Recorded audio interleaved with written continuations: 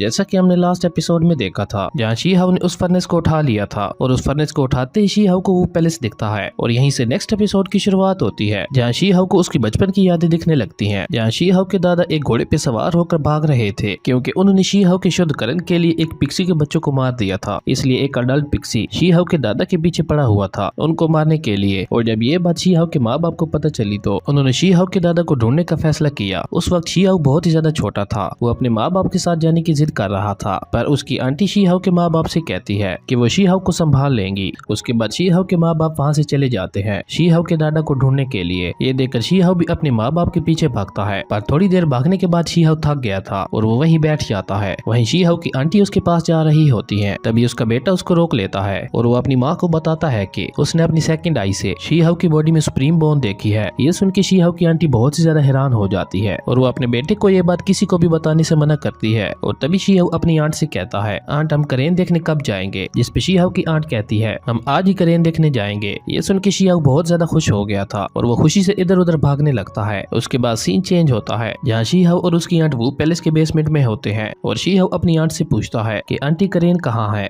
ये सुन के she how की आंटी उसको अपने साथ अंदर ले जाती है और एक बेड पे बिठा देती है और दूसरे बेड पे शी हाउ की आंट का बेटा बैठा हुआ था। उसके बाद शी हाउ की आंटी शी हाउ के लिए जादू से एक करेन बनाती है जो शी हाउ के चारों ओर घूमने लगती है और अचानक वो करेन शी हाउ के अंदर समा जाती है। उसके बाद शी हाउ की आंटी अपने एक सैनिक से शी हाउ की बॉडी से सुप्रीम बोन निकालने के लिए कहती है। ये सुन के वो सैनिक शी हाउ को अपनी पावर की मदद से उसी बेड पे बांध देता है और वो एक चाकू से शी हाउ का सुप्रीम बोन निकालने लगता है, जिससे शी हाउ को बहुत ज्यादा दर्द होने लगता है और वो जोर जोर से चिल्लाने लगता है। और शी हाउ चिल्लाते हुए अपनी आंट से कहता है, आंटी प्लीज मुझे छोड़ दो, मुझे करेन नहीं देखनी। लेकिन शी हाउ की आंटी उसकी कोई भी बात नहीं सुनती। तभी उस सैनिक ने शी हाउ की बॉडी से उसका सुप्रीम बोन निकाल लिया था और वो सैनिक वो सुप्रीम बोन शियोन की बॉडी में डालने लगता है। पर उस सैनिक को ऐसा करते हुए एक लड़की जिसका नाम एमल था वो देख लेती है और एमल ये सारी बातें जाकर फोर्थ ब्रदर को बता देती है। और जैसे ही वो सुप्रीम बोन शियोन के अंदर जाने वाला होता है, तभी वहाँ पे फोर्थ ब्रदर उस दरवाजे को तोड़ते हुए आ जाता है और वो अपनी पावर से शियोन की माँ को अपने पास ले आते हैं और उसका गला पकड़कर उससे कहते हैं, तुम्हारी हिम्मत कैसे हुई ऐसा करने की? मैं आज तुम्हें मार दूंगा, आखिर तुम ये सब क्यों कर रही थी? तभी वहाँ पे एक और आदमी आकर फोर्थ ब्रदर से कहता है, आप इतना जल्दी फैसला नहीं ले सकते। वहीं शियोन भी अपने गले पे चाकू रखते हुए कहता है, अगर आपने मेरी माँ को कुछ किया तो मैं खुद को मार दूंगा। उसके बाद जब अमल शी हाउ के पास जाती है तो वो देखती है शी हाउ अब एक बच्चे में बदल चुका है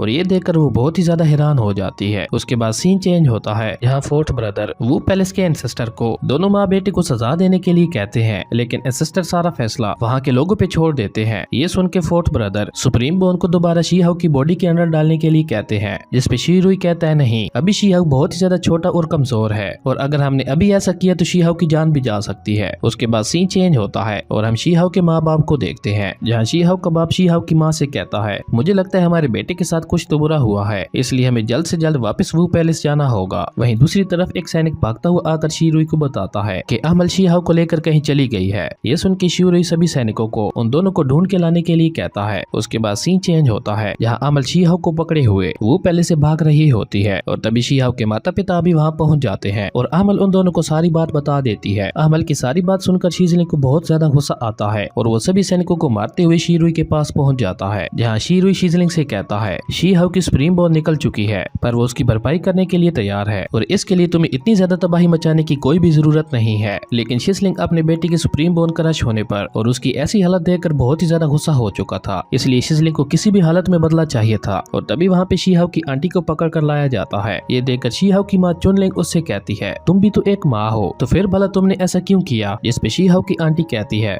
मैंने ये सब अपने बच्चे के लिए किया और भला कौन माँ नहीं चाहेगी कि उसका बेटा सबसे पावरफुल हो। ये सुनकर शीजलिंग ने अब तक जो खुद पे कंट्रोल किया हुआ था वो अपना कंट्रोल खो बैठता है और वो शी हाउ की आंट को मार देता है और शीजलिंग उसके बेटे को भी मारने ही वाला होता है कि तभी वहाँ पे वो पैलेस के एंसेस्टर आ जाते हैं और वो शीजलिंग को रुकने के लिए कहते हैं। लेकिन शीजलिंग बहुत ही ज्यादा गुस्से में था। वो एंसेस्टर से कहता है, आपने मेरे बच्चे के लिए इंसाफ नहीं किया। ये सुन के एंसेस्टर शीजलिंग को रोकने की कोशिश करते हैं और वो शीजलिंग से कहते हैं 10 साल बाद वो सुप्रीम बोन को रिटर्न कर देंगे, जिसपे शीजलिंग एंसेस्टर को उसी वक्त सुप्रीम बोन लौटाने के लिए कहता है, जिसपे एंसेस्टर शियोन की सेकंड आई और सुप्रीम बोन को फोर्सफुली एक्टिवेट कर देते हैं और एंसेस्टर उन दोनों की पावर का यूज करते हुए शीजलिंग पे अटैक कर देते हैं। वही शीजलिंग भी अपनी ड्रैगन की पावर का यूज करके उनके अटैक को रोक देता है और इसी के साथ हमारा ये एपिसोड यहीं पे खत्म हो जाता है। अगर आपको वीडियो अच्छी लगी तो लाइक कर दें और अगर चैनल पे नए आए हो तो सब्सक्राइब करते जाना। तो मिलते हैं एक न्यू वीडियो में, तब तक के लिए बाय।